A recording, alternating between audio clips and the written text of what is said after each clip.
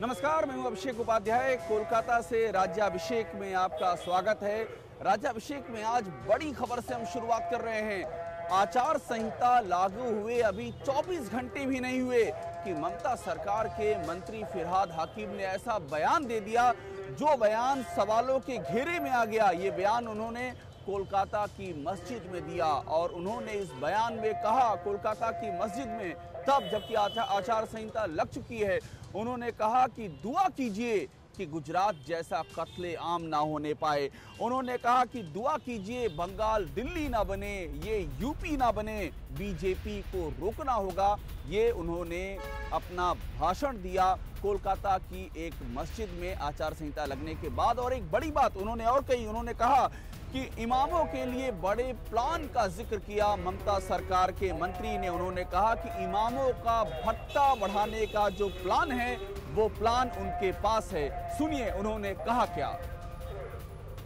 ममता बनर्जी के लिए नहीं, यहाँ पर फिरका परस्ती ताकत ना है इसके लिए, यहाँ पर कत्लेआम ना हो इसके लिए, ये यहाँ पर दिल्ली ना बने इसके लिए, ये आप दुआ करिए।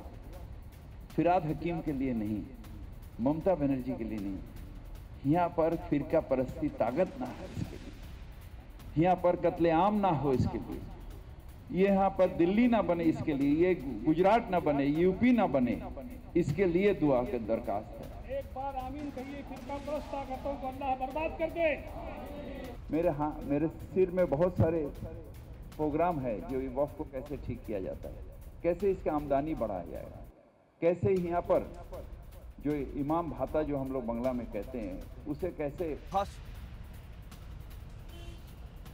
और ये जो भाषण दिया फिरहाद हाकिम ने, ये कोलकाता की मस्जिद में दिया।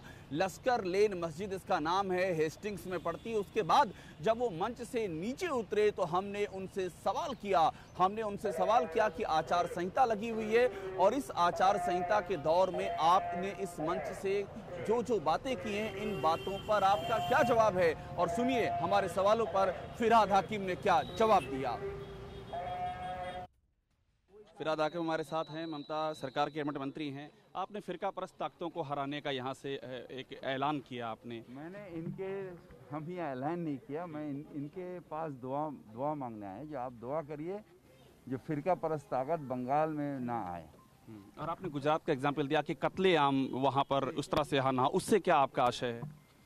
गुजरात में तो कत्लेआम हुआ था, कितने इंसान के जिंदगी गई, 2000 इंसान मर गया था एनकाउंटर में। इसरा जहान एनकाउंटर सारा दुनिया जानता है कैसे हुआ था।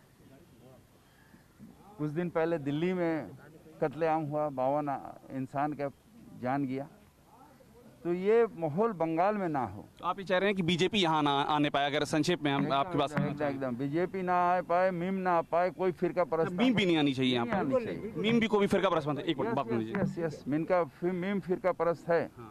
जो फिरका परस्ती करता है वो फिरका परस्त है। अच्छा, आपने इमामों के लिए भी कोई वादा किया है? वो क्या समस्या? वादा हम नहीं किया। अच्छा, समस्या क्या है? कोई वादा नहीं किया, क्योंकि हम नियत करते हैं, अल्लाह ताला उसे पूरा करता है, हम कुछ नहीं करते हैं। और इमाम के परेशानी है, उस परेशानी को हमने अल्लाह से दुआ मांगा। जो परेशानी अगर अल्लाह चाहे क्या तो परेशानी आपको जानकारी मिलाई? परेशानी है, देखिए इमाम जो होते हैं कौन होते हैं? हमारे 2 लड़का है।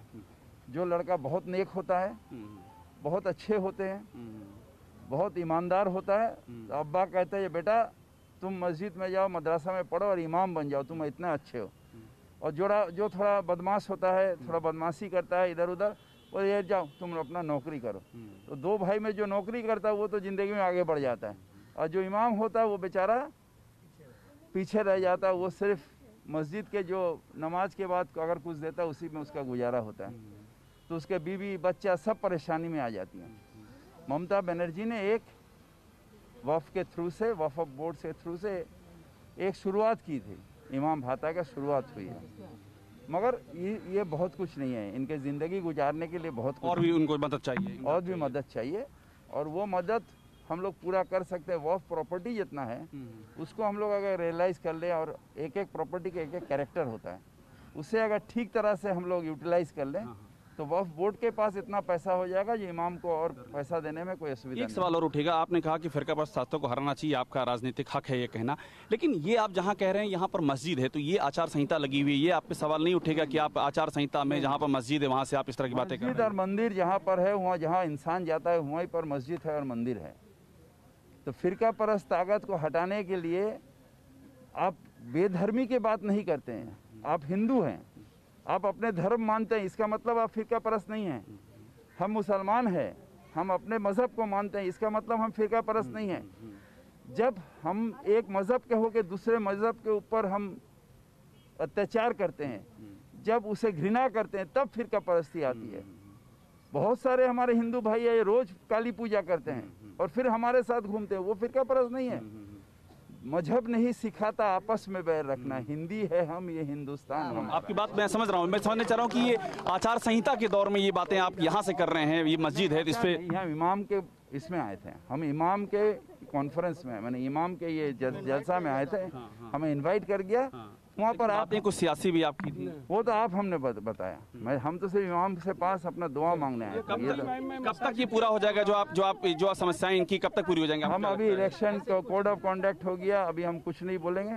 ये मेरा ख्याल है, अगर ऊपर वाला चाहा तो ये ख्याल को हम लोग पूरा करेंगे। शुक्रिया। फिरहाद हाकिम साहब ने अपनी बात कहते हुए।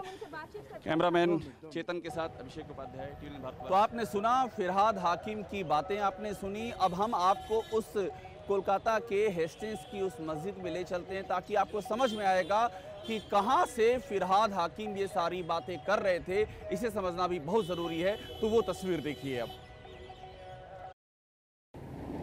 हम इस समय कोलकाता के हेस्टिंग्स इलाके में हैं और इस हेस्टिंग्स इलाके में ये है वही लश्कर लेन मस्जिद जहां पर फिरहाद हाकिम का कार्यक्रम हुआ था। ममता सरकार के कैबिनेट मंत्री हैं, यहीं पर वो आए थे और आपको हम दिखाते हैं अंदर से पूरी की पूरी तस्वीर। कितनी पुरानी मस्जिद है ये? तो 100 साल पुरानी मस्जिद। 100 साल। क्या नाम है इसका? लश्कर लेन मस्जिद। लश्कर लेन मस्जिद, हेस्टिंग्स। हेस्टिंग्स बहुत ही पुरानी है, बहुत पुरानी। यहीं पर कार्यक्रम था फिरहाद साहब जी का? जी, फिरहाद साहब इमामों का कार्यक्रम था। जी जी जी, क्योंकि यही बहुत ही पुरानी मस्जिद है, बता रहे हैं 100 साल पुरानी है। और ये हम तस्वीर इसकी देख रहे हैं, लश्कर लेन मस्जिद, यहाँ पर वो उर्दू में लिखा हुआ है। और यहीं पर इसी मस्जिद में जो कार्यक्रम था वो स्थल आपको हम दिखाते हैं। यहाँ वज़ू करने के लिए है और यहाँ पर फिरहाद हाकिम का कार्यक्रम था। इसी मस्जिद के परिसर में यहीं पर आकर के उन्होंने इमामों का भत्ता बढ़ाने की बात की, गुजरात के कत्लेआम की याद दिलाई और कहा कि फ़िरका परस्त ताकतों को हटाना। यहाँ से बाकायदा ऐलान किया गया, सब लोग दुआ करें कि अल्लाह बर्बाद कर दे फ़िरका परस्त ताकतों को।